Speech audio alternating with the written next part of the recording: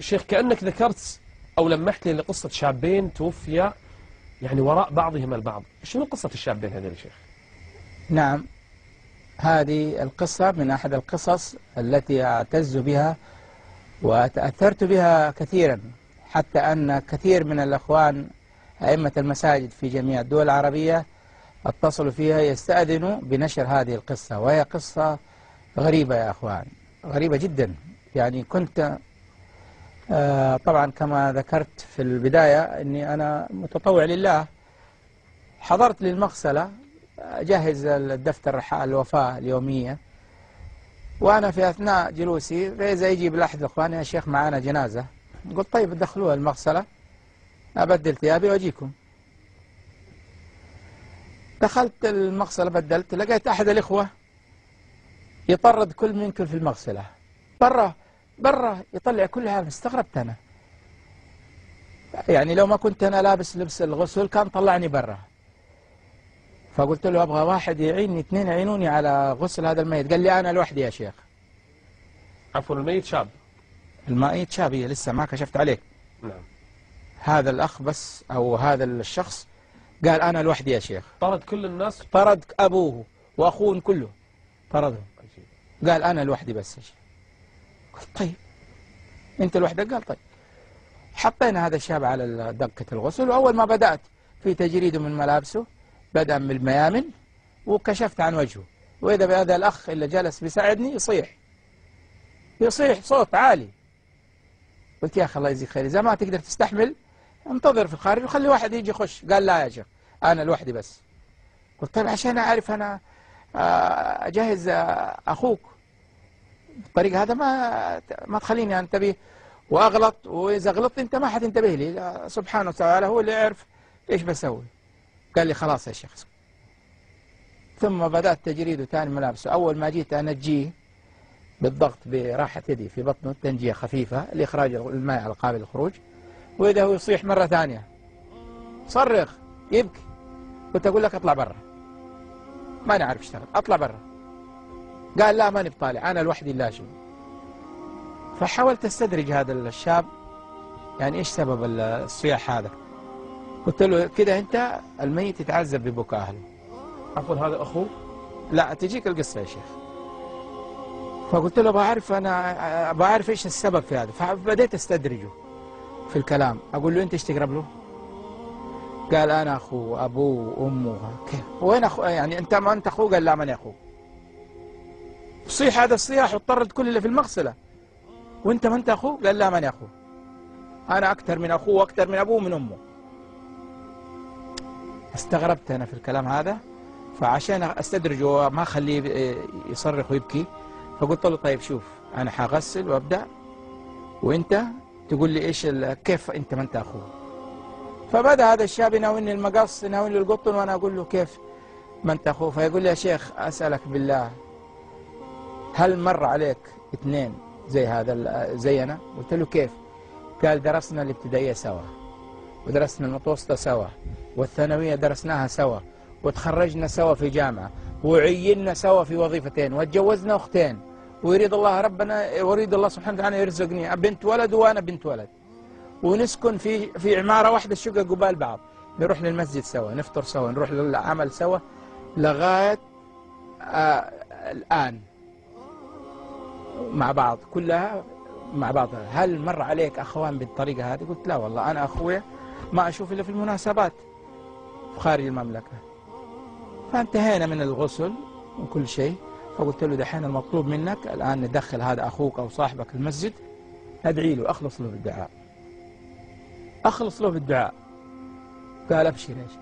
جهزناه ونزلناه المسجد، صلينا عليه. المقابر في عندنا في السعودية كما تشاهد إذا حبيتوا تشاهدونها، هي عبارة عن ممرات تسمى، الممر هذا يسمى شرشورة. الشرشورة فيها على يبتدي من 30 إلى 50 قبر مرقمة، يعني القبر الشرشورة رقم 10، القبر رقم 6 7 لغاية 30.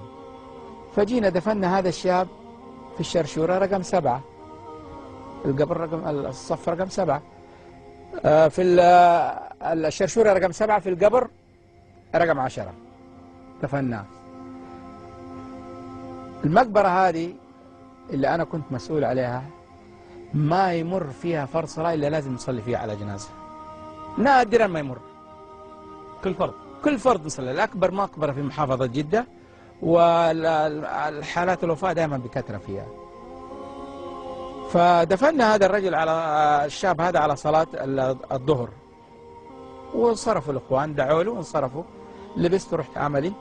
ثاني يوم جيت ثاني يوم دخلت المكتبة بسجل الحالات كده، وإذ في إخوان ينتظروا جالسين.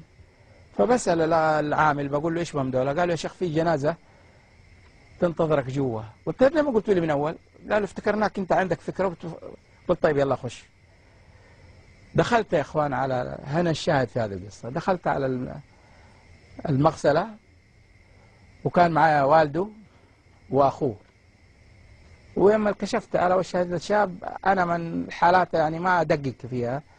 لما كشفت فبقول لأبو الولد، أقول له هذا الشاب مو غريب علي.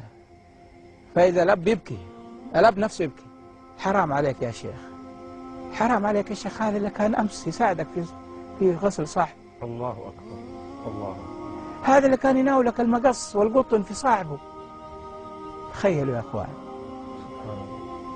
بالأمس كان يناولني المقص والقطن وأنا هدي فيه، واليوم أنا أغسل.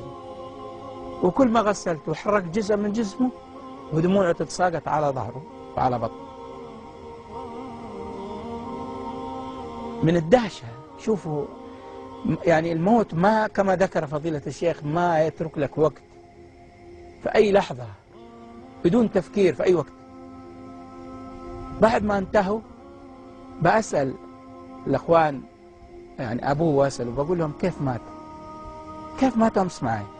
قال يا شيخ بعد ما حضرنا ودفناه جاء لي زوجته قالت لا تصحوني على الغداء، بعد العصر صحوني عشان يسوي العزاء لليوم الأول في عزاء صاحب.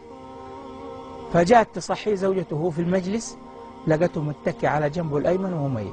الله. بدون سبب. بدون سبب. يما سألنا أبوه وزوجته قالوا مات قهر على صاحبه، على أخوه، على صاحبه، ما أعرف إيش أقولها. لكن شوفوا الشاهد في هذه القصة يا أخوان. عندما غسلنا هذا الشاب وصلينا عليه وجينا ندفنه في نفس الشرشورة رقم 7 والقبر رقم 11. صاحبه بالأمس في رقم 10 وهو برقم 11. ما عاشوا الاثنين سوا وماتوا سوا، يفصل بينهم ساعات ولا يفصل بينهم إلا جدار. فكانوا في الدنيا سوا وفي الآخرة سوا محبة في الله. فأسأل الله لي ولكم حسن الخاتمة. شيخ ما أجد تعليق إلا حديث النبي صلى الله عليه وسلم: أحبب من شئت فإنك مفارقه. أحبه، اجلس مع خاويه، راح يجي اليوم اللي تفارقه. نعم. لكن لعلهما دعوا الله عز وجل ألا يفترقا حتى بعد الموت، فألحق الله الأخ بأخيه. ولعلهما بإذن الله عز وجل إن كان من أهل الإيمان كما ذكرت وشهدت لهما شيخ، أن يكون على منابر من نور يوم القيامة، أو تحت ظل عرش الرحمن رجلان تحابا في الله اجتمعا عليه وتفرقا عليه، وبإذن الله عز وجل يلتقيان بنا يا شيخ وبالمشاهدين في الجنان فيتذاكران هذه القصة وهذا الموقف. شيخ أنا أشهدك أني من أعجب ما سمعت هذه القصة، ولعلها يعني من أكثر القصص تأثيرا فيني. وهذه نعم الإنسان يخاوي أخاه في المسجد، في الذكر، في القرآن، في الطاعة، وإن شاء الله يموت بحسن خاتمة.